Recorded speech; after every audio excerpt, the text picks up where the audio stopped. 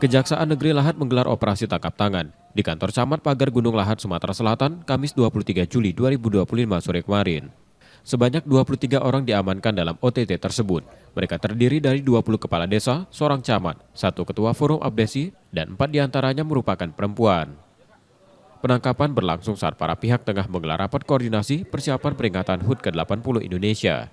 Petugas menyita uang tunai sebesar 65 juta rupiah dan puluhan telepon genggam. Uang tersebut diduga berasal dari dana desa yang dipungut camat pada para kepala desa.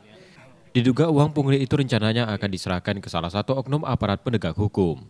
Uang yang diberikan oleh para kepala desa terindikasi dari anggaran dana desa yang masuk dalam lingkup keuangan negara.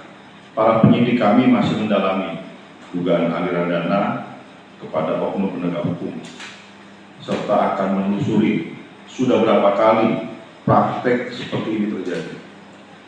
Hal ini harus menjadi perhatian untuk daerah-daerah lainnya, terutama di wilayah hukum Sumatera Selatan. Pihak yang diamankan menjalani pemeriksaan di Kejati Sumsel. Yudi Kiswanto, Kompas TV, Palembang, Sumatera Selatan.